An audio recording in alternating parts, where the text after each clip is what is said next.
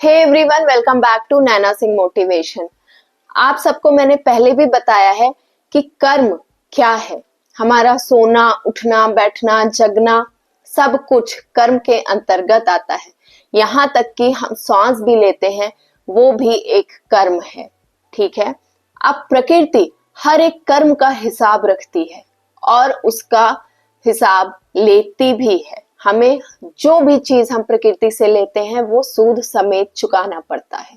और तो और प्रकृति के हिसाब में ना ही कोई भेदभाव होता है कि कम या ज्यादा हो जाए, ना ही कोई चूक होती है और ना ही उसके हिसाब में कोई खोट होता है।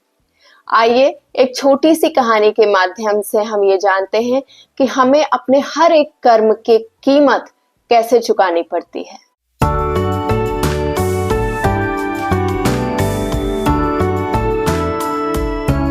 इस कहानी में हम बात करेंगे एक ऐसे लड़के की जिसका नाम रोहित है। वो अपने माँ बाप को बहुत छोटी उम्र में ही खो चुका होता है और ना ही उसका कोई भाई या बहन होती है। उसके पिता के घर वाले उसको कुछ दिन तक पालते हैं, फिर बोझ समझकर कि कौन पाले, आगे पढ़ाई लिखाई का खर्चा, शादी का खर्चा कौन उठाएगा, ये सब सोचकर उसे बोझ समझकर उसे अनाथालय में रखने का फैसला लेते हैं और भेज भी देते हैं। चूंकि रोहित मेधावी था, इंटेलिजेंट था, तो पढ़ाई में उसका मन बहुत ज्यादा लगता था, बहुत मेहनती भी था। बड़ा होते होते उसकी नौकरी लग जाती है आर्मी में। फिर उसे जो सरकारी इनकम मिलती है, क्योंकि उसे पैसों का कोई लालच नहीं रह गया था, क्योंकि वो शुरू से ही अनाथालय में था, तो वो इतना ज्यादा उसका दिमाग बहुत इधर उधर नहीं था कि मुझे यहाँ खर्च करना है, मुझे वहां खर्च करना है, कोई लालच नहीं था। तो सरकार के जो पैसे मिलते थे उसको, वो उसके बैंक अकाउंट में ही रखे रह जाते थे। उसके ऊपर खुद का भी खर्चा बहुत ज्यादा नहीं था, क्योंकि वो आर्मी के कैंटीन में ही खाता था। उन्हीं के द्वारा जो अवेलेबल रूम होता था वहीं पर सोता भी था। तो एक दिन क्या होता है कि वो लंच कर रहा होता है कैंटीन में, और वहां के जो मैनेजर होते हैं उनको सब लोग प्यार से सेठ बुलाते हैं। उस टाइम उनका जो पर्सनल बिजनेस होता है कैंटीन के अलावा, वो थोड़ा सा मंद चल रहा होता है। चूंकि रोहित से उनकी काफी जान पहचान होती है, तो वो एक दिन रोहित से कहते हैं कि यार तुम मतलब तुम्हारा पैसा रखा रह जाता है, तो हो सके तो मुझे मतलब थोड़ा सा उधार दे दो, मैं अपना बिजनेस में लगाऊं, और जैसे ही मेरा बिजनेस प्रॉफिट करेगा मैं तुम्हें वापस कर दूंगा तुम्हारे पैसे। पहले तो रोहित सोचता समझता है, फिर बाद में बहुत समझाने पर कि सेठ बोलता है कि क्या करोगे पैसे रखकर, और रखा ही रह जाएगा, तुम्हें तो बहुत ज्यादा इस्तेमाल नहीं है, तो एटलीस्ट किसी के तो काम आए। रोहित मान जाता है और बोलता है कि ठीक है, ले लो। फिर सेठ उससे प्रॉमिस करता है कि मैं तुम्हें प्रॉफिट होने पर दे दूंगा तुम्हारे पैसे। रोहित इस आश्वासन पर पैसे देने के लिए तैयार हो जाता है और दे भी देता है।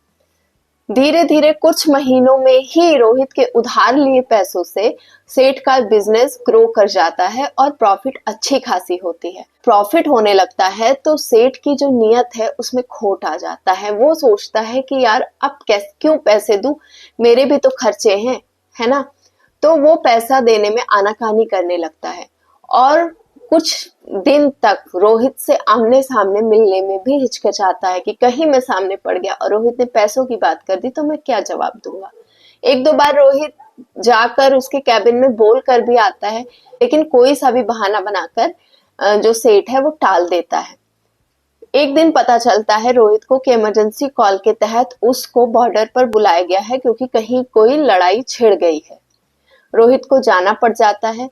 इधर जो सेठ होता है वो बार बार इंक्वायरी करता रहता है कि रोहित का क्या हाल है, वो वापस आ रहा है कि नहीं, क्योंकि सेठ के आंतरिक इच्छा यही होती है कि रोहित जितना देर हो सके वहां पे रहे और वापस ना लौटे, क्योंकि आएगा तो मुझे पैसे देने पड़ेंगे। एक दिन क्या होता है कि फाइटिंग के लिए जाना होता है वहां पर, युद्ध के लिए।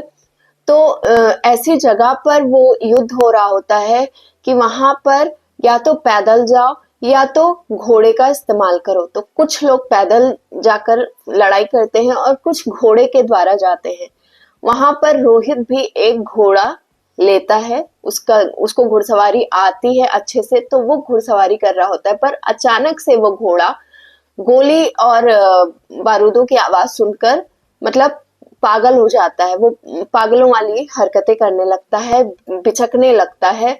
रोहित उसको बहुत काबू करने की कोशिश करता है पर वो काबू में नहीं आता वो घोड़ा, और रोहित को ले जाकर दुश्मन के खेमे के एकदम सामने खड़ा कर देता है, और इस तरह से रोहित को वहां पर अपना जीवन देना पड़ जाता है।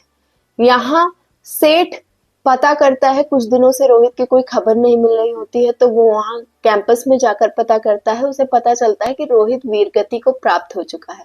वो वहां तो बहुत दुखी होने का नाटक करता है और वापस आकर इतना खुश होता है कि वो उतनी अपनी खुशी संभाल नहीं पाता, और अपने घर में और लोगों को आसपास जिसको भी जानता है वहां पे सब पे मिठाइयां बांटता है कि अब मुझे इतने पैसे किसी को वापस नहीं करने पड़ेंगे, क्योंकि रोहित के आगे पीछे भी कोई नहीं था। कुछ सालों बाद सेठ का बिजनेस बहुत तरक्की कर चुका होता है, और ऐसे ही खुशहाल समय में सेठ के घर पे एक लड़के का जन्म होता है। वो लड़का भी समय के साथ बड़ा होता है और काफी अच्छा व्यवहार भी उसका होता है। सेठ बहुत प्रसन्न होता है कि मुझे इतना संस्कारी लड़का मिला है। फिर उसकी भी शादी का समय आता है और सेठ उसकी अच्छी खासी लड़की देखकर शादी कर देता है एक अच्छे से घर में। सब कुछ बहुत अच्छा चल रहा होता है।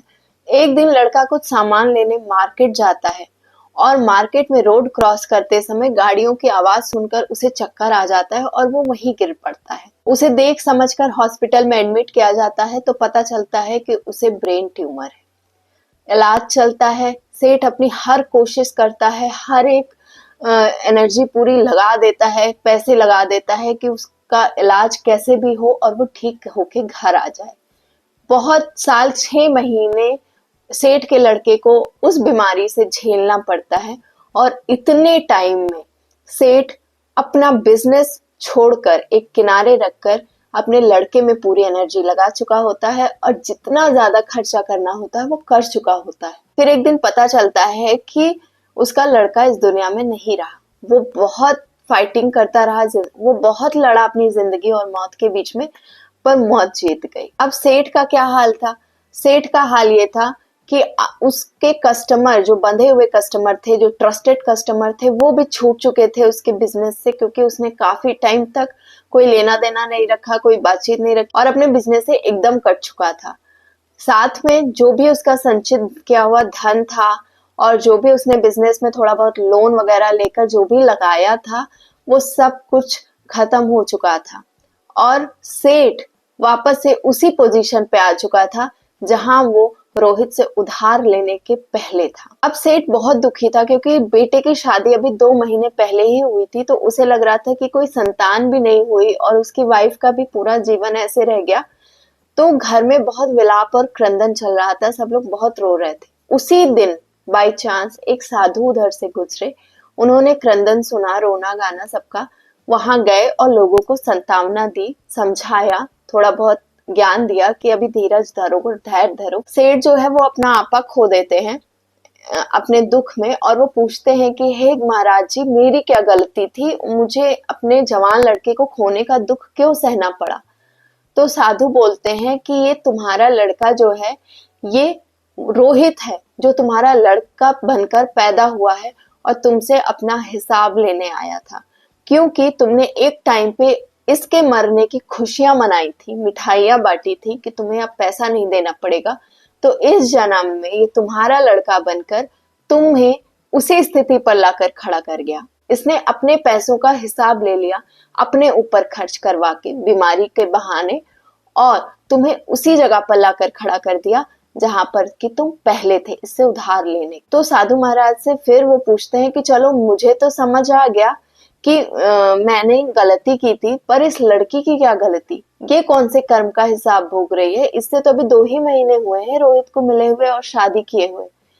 तो साधु जी बोलते हैं कि बेशक 2 महीने हुए हैं, पर प्रकृति अगर किसी को मिलवाती है तो वो बेवजह नहीं होता। ऐसे ही कोई एक दूसरे के सामने नहीं आ जाता। यहाँ पर हर एक कोई अपने कर्मों का फल भोग रहा है, चाहे दुख हो चाहे सुख हो, हर कोई उसका हिसाब दे रहा है। तुम्हारे लड़के ने इस लड़की से शादी इसलिए की है क्योंकि ये पिछले जन्म में रोहित की घोड़ी थी, जिसने जाने अनजाने में ले जाकर रोहित को दुश्मन के खेड़े में खड़ा किया था, और जिसकी वजह से रोहित की जान गई थी। तो रोहित ने तुम्हारे लड़के के रूप में इस लड़की से शादी की, क्योंकि इसे इसका हिसाब चुकाना था। उस टाइम पे इसने रोहित को ले जाकर वहां खड़ा किया था और वीर गति प्राप्त हुई थी रोहित को। आज रोहित ने खुद मरकर इसको उसी अधर में लाकर खड़ा किया है। इसी संसार में रहकर अकेले ही रहेगी, इसका भी कोई साथी नहीं होगा, ना ये इधर की रहेगी ना ये उधर की रहेगी।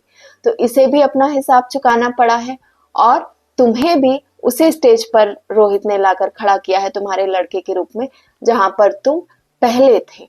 अब तुम्हारे पास भी इतना पैसा नहीं रहा, तुमने भी अपना हिसाब चुका दिया, तो अब प्रकृति ने अपना हिसाब लिया है। याद रखिए कि अगर आप हंसते हैं तो उसकी भी कीमत आपको देनी पड़ती है, अगर आप रोते हैं तो उसकी भी कीमत आपको देनी पड़ती है। और जो कोई भी आपकी वजह बनता है रोने की या हंसने की, वो ऐसे ही नहीं बनता। हर कोई अपना हिसाब चुका रहा है, चाहे वो दे रहा है चाहे वो ले रहा है, ठीक है। हर एक रूप में यहाँ पर कर्मों का खेल चलता है और हर कोई हिसाब चुकाता है, हर कोई कीमत चुकाता है। इस दुनिया में कुछ भी फ्री नहीं है, कुछ भी नहीं।